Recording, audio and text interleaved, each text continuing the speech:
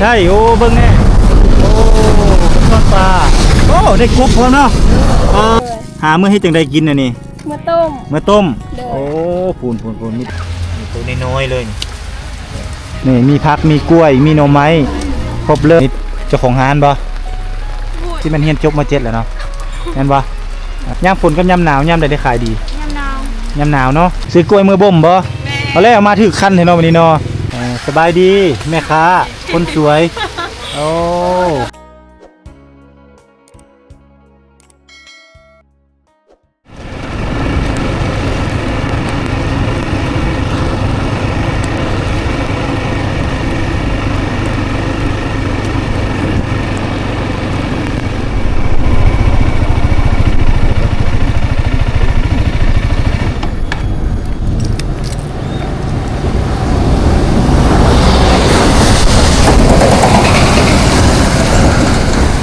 ไปทางได้ไปซ่อนปลาบ่ได้บ่ได้เข้าไปอีกใช่โอ้เบิ่งแน่โอ้ซ่อนปลาโอ้ได้กบพร้อมเนาะไปซ่อนนี่บ่เนี่ยไปซ่อนนี่บ่ได้กบนี่ได้กบตัวบักใหญ่เนาะคุณกบได้ไหนได้กบตัวบักใหญ่ๆนึงพี่น้องเนาะอันนี้คือวิถีชีวิตของเขาเจ้าเนาะเขาเห็นภาพบรรยากาศสวยงามๆเขาเลยเก็บมาฝากมาต้อนท่านนะคือซีเมนต์มาแต่หาหน่อไม้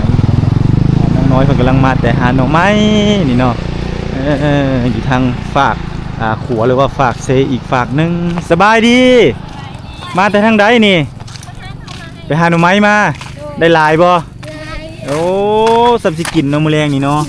หามื้อให้จังได้กินน่ะนี่มาต้มโอ้ปูนมีแต่เครื่องป่าของดงนี่เนาะโตหน่อไม้ย่างนี่หน่อไม้ย่างหน่อไม้บงหน่อไม้บงโอ้บ่แม่นหน่อไม้ไร่เนาะหน่อไม้ไร่ได้น้อยเดียวน้อยเดียวเนาะหน่อไม้ไร่ได้น้อยเดียวนี่แกงแล้วเนาะมื้อเนาะเอามาแกงแล้วตอนแรกนี่เนาะเพิ่นสิมาต้มกับแจ่วพูดโอ้ยเต็มกระยังเลยเขาเจ้ามาแต่ไสน่ะเอาไปขายบ่เขาเจ้าเอาไปขายบ่พูดนั่นโอ้จักโมงเขาเจ้ามาขายอยู่นี่1 โมงเขาก็มาขาย1 โมงเริ่มมาเลยเนาะมาแต่เขตนอกบ่โอ้นี่น้องน้อยในชนบทนี่ตั้งเก่งนี่พี่น้องตั้งเก่งตั้งดุเนาะอันนี้อยู่บ้านใดเถอะเจ้าบ้านฮูกกะโยนี่แหละโอ้ห้วยบ้านหยังก็บ้านฮูกกะโยฝากเซนี่บ่หรือว่าฝากนี้ฝากนี้เลยโอ้ขอบใจเด้อนางเด้อบรรยากาศพี่น้องเอ้ยฟ้าฝนกำลังตกเลยเนาะหลังจากที่เดินทางมาจากบ้านสะบองเนาะบ้านสะบองกกไฮ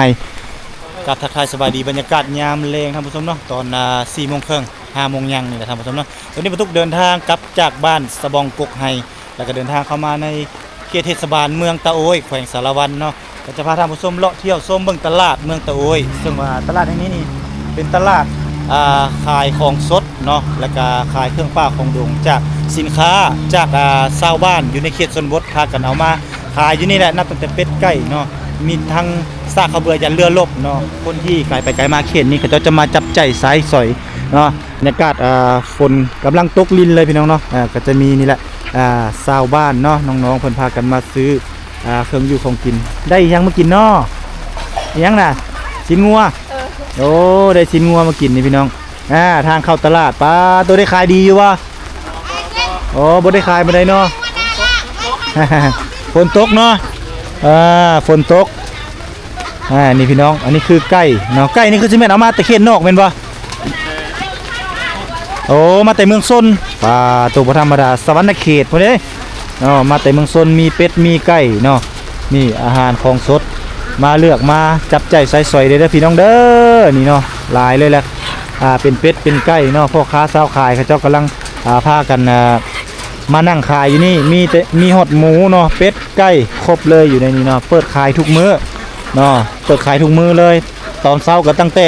จักโมง5 โมงเช้าเนาะ8 โมงแรงบ่ประมาณนั้นท่านผู้ชมเนาะพ่อค้าเพิ่นก็คือสิเก็บเครื่องมือบางทีเพิ่นอาจจะนอนพี่แม่นบ่บ่ได้นอนเนาะเก็บมือเนาะเอาพี่น้องเอ้ยมาซื้อมาจับใจใส่สอยได้เด้อเนาะนี่คือตลาดเมืองตะโอยพี่น้องเนาะนี่รถรางยานพาหนะเนาะสามารถเดินทางเอาเข้ามาจอดได้นี่มีบ่อนจอดพี่น้องเนาะ มีที่จอดรถจักรรถใหญ่สามารถจอดได้หมดนี่ทางนี้ขายหมักไม้พี่น้องเนาะ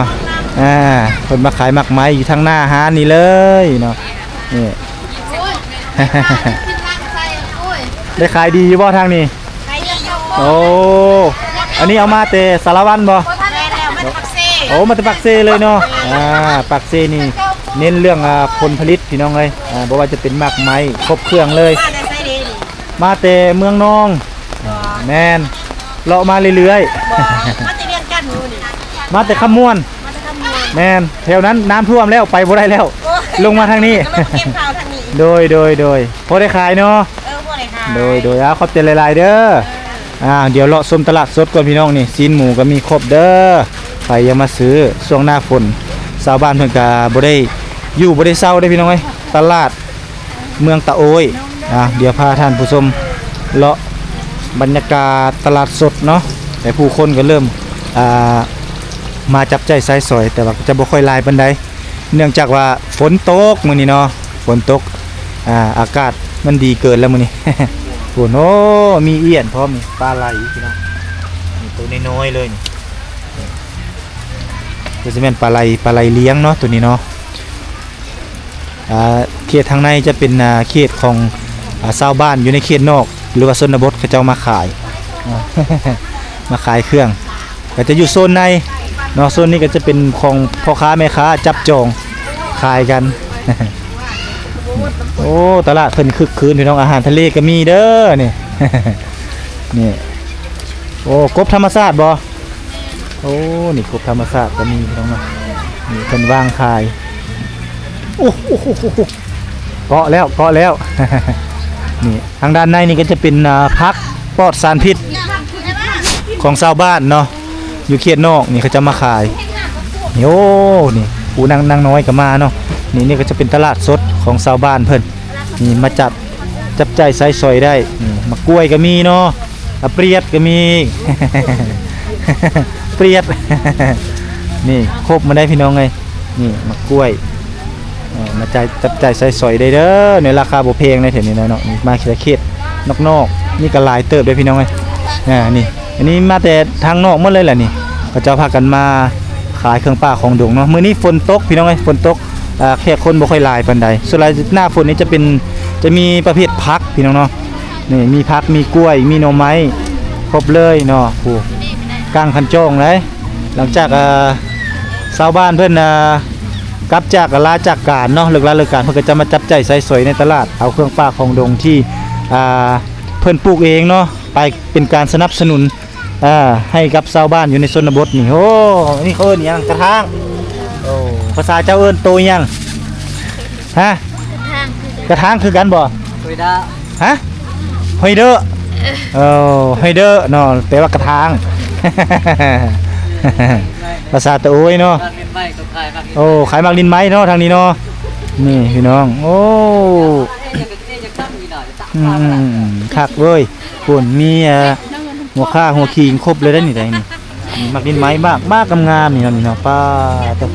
ก้อยเด้เนาะคือสิแซ่บเนาะคือบ่เห็นหน้าเลยนี่เว้ย คือปิดหน้าปิดตาอยู่นี่เว้ย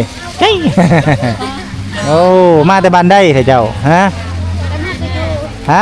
บ้านฮงกะยู บ้านห้องกะยูบ้านกะยูห้องกะยูโอ้เนาะชื่อบ้านเพิ่นพี่น้องเอ้ยอ้าวนี่คือวิถีชีวิตของเขาเจ้าเนาะประมาณ 3 โมงนี่เพิ่นจะเริ่มมาขายอยู่นี่แหละแล้วก็ตอน5 โมง 6 โมงนี่เพิ่นก็จะเริ่มเดินทางกลับเนาะแต่มื้อนี้ปกตินี่คนหลายกว่านี้บ่ ปกติคนไล่เลย โอ้เต็มเลยแม่นบ่แต่มื้อนี้ฝนตกเนาะโอ้ฝนตกเลยค่อยอยู่นี่แม่หม้อนี่แหละ อ๋อโดยนี่เพิ่นจัดสันตลาดอ้าวจักหน่อยก็สิได้มุงนี่แหละเนาะมุงเรียบร้อยแล้วก็สบายแล้วบัดนี้เนาะเฮ็ดให้พ่อแม่ประชาชนสิบ่ได้กั้งจ้องแล้วสิบ่ได้ตากฝนแล้วบัดนี้ต่อไปเนาะถือว่าตอนนี้ยังวางขายเพิ่นจะเอาเป่าวางขึ้นจังซี่แล้วก็เอาพักเนาะอันนี้เป็นการรณรงค์หรือว่าเป็นการส่งเสริมเนาะพักปลอดสารพิษหรือว่าอาหารของคนลาวอยู่ในเขตชนบทพี่น้องเอ้ยให้ได้มาสร้างรายได้เนาะให้กับครอบครัวหลังจากที่เขาเจ้าซื้อพักมีซีโซเนี่ยเขาเจ้าก็จะพากันอันนั้นได้จะเอาซื้อเกลือมะเขือแป้งนัว เนาะบางคนก็ซื้อข้าวกิโลมากินพร้อมผู้บ่ได้กะเนาะอ้าวเปียดหมดนี่แต่ละคนก็สิประมาณนี้ตลาดก็จะยาวๆทั้งที่แหละทางนี้เป็นตลาดทะเลอาหารทะเลปูปลาหน้าเniiยวเนาะครบเมื่อทางด้านนี้เนาะออกมาทางด้านนี้แล้วก็จะเป็นซอยตรงนี้ปกตินี่จะยาวๆไปทางพี่เพิ่นว่าแต่ว่ามามื้อนี้คนบ่หลายเนื่องจากว่าฝนตกเอ้าเดี๋ยวจะพาท่านผู้ชมเลาะโซนเสื้อผ้าแบบนี้เนาะนี่โซนตัวนี้จะเป็นโซนร้านอาหารเนาะเป็นอาหารเครื่องอยู่ของกินเป็นปิ้งบ่เป็นลาบเป็นก้อยซอยแซ่จะเป็นโซนทางด้านในก็คือทางด้านนี้เนาะแต่โซนตรงนี้จะเป็นโซนขายเสื้อผ้านี่ทางนี้ก็โซนขายเสื้อผ้าคือกันเนาะเดี๋ยวเราจะพาท่านผู้ชมไปเบิ่งโซนขายเสื้อผ้านะพี่น้องขายเสื้อผ้าหนาเพ มาทางด้านนี้นี่พี่น้องงามเดียวงามเดียว ขายดีอยู่บ่นี่โอ้นี่มาเลือกอันนี้เจ้าของร้านบ่พูดเจ้าของเอาเจ้าเราเป็นผู้มาขายเครื่องช่วยแม่นบ่เลยแม่นลูกสาวเจ้าของร้านบ่แม่นอันนี้ ได้ขายดีอยู่บ่ได้ขายดีไปเลยเนาะฝนตกเนาะโอ้ฝนตกมาอุดหนุนช่วยได้เด้อนี่เนาะโอ้เสื้อไข่ปุ๋ยก็มีเนาะนุ่งเจ้านุ่งคือได้เจ้าของร้านน่ะร้านซื้อร้านนี่ยังนี่ร้านแม่ใบร้านแม่ใบเนาะสามารถมาอุดหนุนเพิ่นได้เด้อนี่ซอยตลาดเข้ามานี่แหละบ่ไกลอยากอยู่สุดๆหมู่อยู่เนาะเข้ามานี่ลูกสาวเพิ่นงามนี่พี่น้องนี่ใจดีเขาได้นี่ได้เนาะยังเรียนอยู่บ่ได้เรียนแล้ว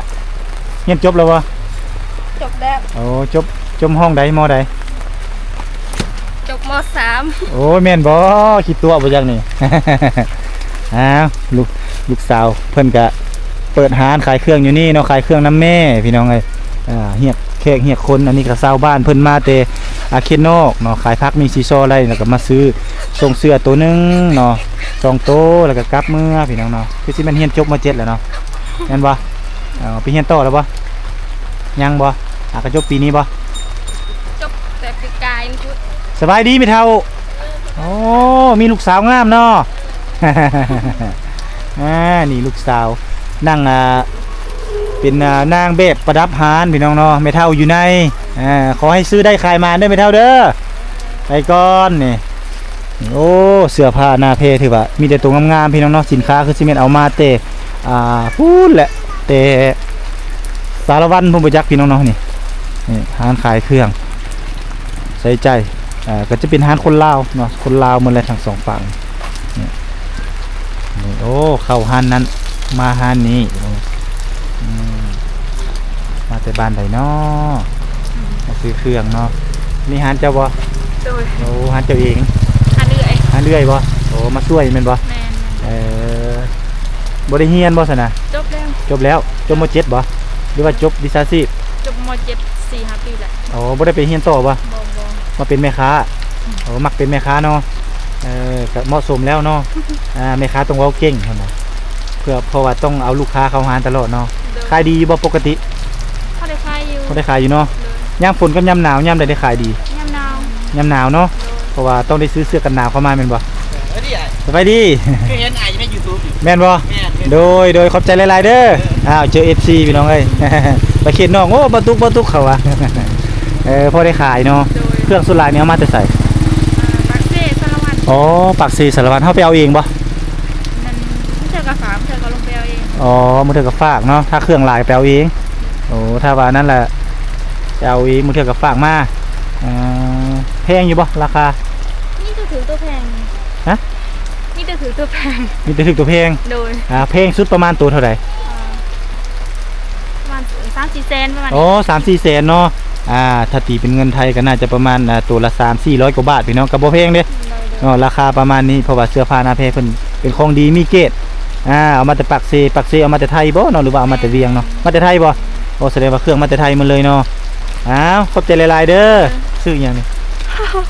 พวกเงินฮะ ปูเงิน ภูเงิน โดย โอ้สาวภูเงินพี่น้องไงหรือว่าน้องภูเงินเนาะคนขายเครื่องอยู่ตลาดตาโอ้ยพี่น้องๆมาขายเครื่องช่วยเอื้อยเพิ่นสามารถมาสนับสนุนเพิ่นได้เด้อถ้าใครบ่ฮู้ถามซื้อได้ซื้อน้องภูเงินเด้อคนขายเนี่ยหน้าตลาดทางเข้านี่แหละทางเข้าตลาดเมืองตะโอ้ยขอบใจหลายๆเด้อบ๊ายบายโอเคผู้คนใจดีพี่น้องเอ้ยเป็นกันเองสาวตุ้ยนี่มันบอกขี้คุยได้อสาวตุ้ยเด้โอ้โหนี่สาวเมืองตะโอ้ยสาวเมืองตะโอ้ยพี่น้องห้านค้าเลาะสายทางนี่เลยนี่เนาะอันนี้คือห้านค้าเนาะมีแต่ห้านขายเสื้อผ้าเนาะครบเซตเลยอยู่ในนี่ นี่มาหอดทางพี่เนาะก็จะเป็นทางออกจนหอดทางออกหอดพี่เลยพี่น้องเนาะนี่อันนี้คือห้านขายเสื้อผ้าถือว่าเป็นตลาดที่ว่าใหญ่พอสมควรเลยพี่น้องโซนนี้ก็จะเป็นเครื่องประเภทเครื่องปรุงเนาะทางนี้เนาะทางนี้ซื้อกล้วยมากินแล้วทางนี้ ซื้อกล้วยมือบ่มบ่เอาแล้วมาถือคันเนาะวันนี้เนาะโอ้นี่วีเท่าไรนี่มดเครือนั่น25,000กีบโอ้กับบ่เพลงดิพี่น้อยซื้อเมื่อทอดบ่ทอดขายบ่เรื่องมาบาทเมื่อสารวัน อ๋อบ้านอยู่สารวันโอ้เพิ่นเลยมาซื้อเครื่องปลาของดงดีแล้วสมเสยได้มาอุดหนุนประชาชน มาจับจ่ายสายสอยพี่น้องนี่ละเขาเอิ้นว่าตลาดเมืองตะโอ้ยเนาะ ตลาดเมืองตะโอ้ยนี่โซนนี้จะเป็นโซนขายเครื่องเขาเอิ้นว่าขายของกินเนาะเข้าไปโซนนี่จะมีทางด้านในเนาะตัวนี้จะเป็นโซนของกินเดี๋ยวเข้าไปเลาะเบิ่ง ทางด้านในเป็นโซนของกินพี่น้องเอ้ยนี่ผู้เดินทางมาแต่เด็กแต่ไก่เนาะอยากบ่มีบ่อนกินบ่อนหยังเฮาก็สามารถมาอุดหนุนแม่ค้าได้นี่มีบ่อนนั่งกินข้าวพร้อมแถวนี้เนาะได้ขายดีบ่แม่ค่ะเป็นสันแล้ว โอ้พอได้ โลกบ่ได้ โดยพี่น้องอันนี้ เอ็ดเขามา เนาะ จะดี ฝนตกแล้วบ่มีแขกเนาะ เ มื้อใดฝนบ่ตกก็คือสิขายดีอยู่พี่น้องเนาะ เป็นคนบุตกบ่ได้ขาย โดยขอบใจหลายๆเด้อแม่เด้อนี่ก็จะมีอยู่หลายร้านอยู่1 2 3 4เนาะ5มีอยู่5ร้านทางด้านในมีโต๊ะพร้อมเรียบร้อยนี่เนาะสามารถเข้ามานั่งกินอยู่นี่ได้เพิ่นขายเป็นประเภทเครื่องปิ้งพี่น้องเอ้ยเป็นปิ้งเป็นลาบเป็นก้อยซอยเซ่เนาะขายทุกมื้อ ขายทุกมื้อเลยเนาะแต่5 โมงเช้า 7-8 โมงแรงเราจะไม่มีลูกค้านี่เห็นบ่ เขาเจ้าเริ่มเข้ามาซื้อเครื่องของแล้วพี่น้องเอ้ยเดินทางออกมาทางด้านนอกมานี่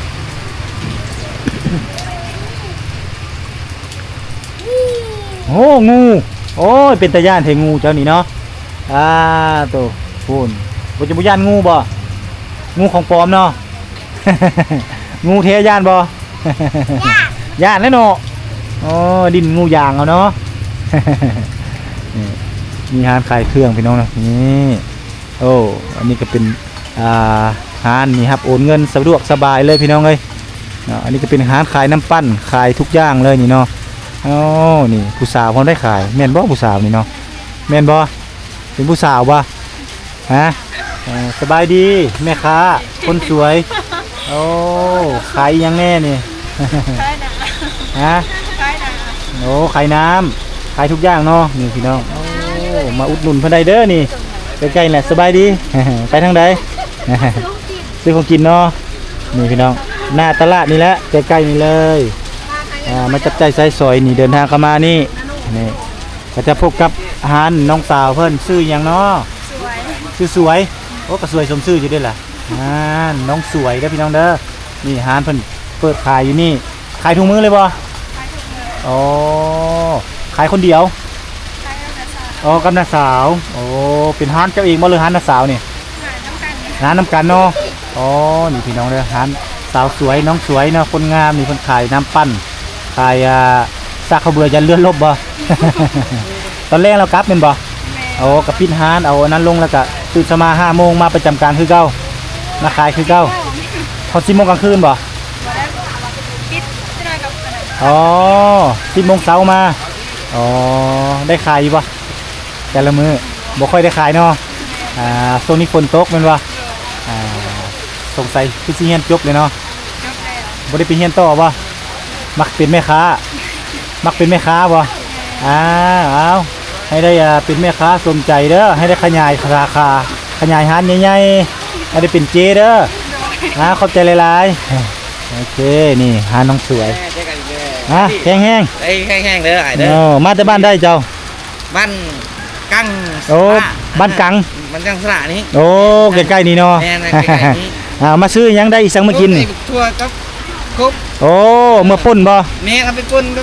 ตำทั่วเนาะโอ้สุดมันก็สุดยอดเท่านั้นแล้ว อาหารธรรมชาติเนาะ นักแต่บ้านไต่ก่อน อ้ายบ่อ้ายไปถ่ายคลิปมาแต่พูนบ้านอหย่างเนาะแถวกกไห้พุ่นน่ะ โอ้สบองก็ให้ แม่นแหละสะบองกกไห้แล้วกลับสิมากันมานอนอยู่เตาโอ้ยเดี๋ยวมื้อนกลับออกไปกินนอกต่อ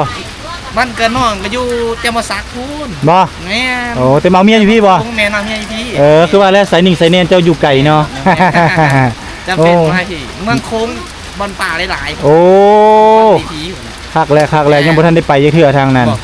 อยากไปอยู่ได้ ขอบใจเด้อขอบใจหลายๆเดินทางปลอดภัยเข้าเลงมือเลงให้เซฟๆ เอานี่แหละพี่น้องให้บรรยากาศเนาะบรรยากาศที่เมืองโตยคึกคืนเนาะถ้าฝนบ่ตกนี่ให้คึกคืนกว่านี้พี่น้องเอ้ยนี่ทางนี้ก็เพิ่นก็ขายเครื่องขายน้ำเนาะขายหยังอีกโอ้ยน้องสาวคนสวยบ่ซ้อมพักบ่โอ้สิเฮ็ดหยังกินซุปพักบ่อีนางเจ้าอย่าเขินอีนางเจ้าอย่าเขินอย่าคุมพักข่อยเพื่อข่อยสิซ้อมได้บ่ธรรมดาเด้เจ้าแล้วมาคุมพักข่อยนี่พักข่อยมุนหมดแล้วเนาะอีนางเจ้านี่เขินนี่ยังปินลังใส่ข่อยนี่สิเฮ็ดหยังกินซุปพักบ่ซ้อมให้อีแม่บ่ซ้อมให้แม่เนาะโอ้ยน้องสาวพี่น้องเอ้ยเธอกำลังซ้อมพักอยู่อันนี้เป็นบ่อนจุดพักเช้านี่มาพักเช้าอยู่นี่ได้เนาะมื้อนี้ฝนตกดีตกมัดมือเลยพุ่นบ่ได้ฟ้าบ่เปิดเลยพี่น้องเอ้ยฝนตกดีเนาะนี่ผู้คนกำลังมาจับใจายใส่ซอยบ่อนพักเช้าโอ้ได้อีสังมากินแรงเนาะ ได้หยังมากินแรงบ่ได้อีหยังได้แต่ขนมเนาะโชคดีเด้อคักบรรยากาศพี่น้องเอ้ยเมืองตะโอยนี่คึกคืนเนาะเป็นหมู่บ้านที่เป็นซุ่มซนที่คึกคืนมีรถเล่นไกลไปไกลมาตลอดทางเลยเขาเจ้าก็มีบ่อนแวะกินข้าวกินน้ำตามซุ่มซนเป็นซุ่มซนใหญ่ในเทศบาลนี่เนาะพ่อค้าสาวขายเนาะชาวบ้านอยู่เขตนอกชนบทเขาเจ้าก็จะพากันเดินทางเข้ามาจับใจใส่สอยเนาะเอาเครื่องป้าของดงมาขายอยู่ในตลาดเฮานี่แหละตลาดใกล้ๆนี่เลยเนาะบ่ว่าจะยามฝนก็ต้องได้กั้งคันจองมาดิกำลังกั้งคันจองมาแล้วก็กำลังเมือเป็นบ้านแถวใกล้ๆนี่แหละที่นี่ก็จะเป็นเทศบาลนะพี่น้องนี่อันนี้ก็เป็นเส้นทางไปหาสารวันพี่น้องเอ้ยเนาะบรรยากาศของตลาดในยามนี้ก็ถือว่าคึกคืนอยู่แต่ถ้าฝนบ่ตกนี่ให้คึกคืนกว่านี้ผู้คนแห่งมาหลายเนาะเขาจะเอาเครื่องป้าของดงเนาะเป็นพักมีซีซอเป็นหนูบ่เป็นตัวสัตว์อย่างต่างๆเนาะมีฮอดเป็ดฮอดไก่ฮอดหมูเนาะเขาจะเอามาขายเต็มเลยเนาะถือว่าประชาชนในเขตนี้ก็ถือว่ามีรายได้มีรายรับพอได้ซื้อเกลือมาเป็นแป้งนัวทางเขตชนบทเนาะถ้าว่าเขตในเมืองคือจังซี่ก็มาซื้ออาหารก็สะดวกสบายพี่น้องเอ้ยโดยที่ว่าบางทีคนล้าคนการเขาเจ้าบ่มีเวลาเนาะไปหาอยู่หากินเขาเจ้าก็จะเลิกจากการแล้วเขาเจ้าก็จะพากันมาจ่ายตลาดเนาะมาหาซื้ออยู่ซื้อกินอยู่ในเขตนี้ก็ถือว่าเป็นที่ก็เมืองนึงเนาะเทศบาลนึงที่ว่ามีความคึกคืนเนาะการจับจ่ายใช้สอยนี่ถือว่าดีพอสมควรท่านผู้ชม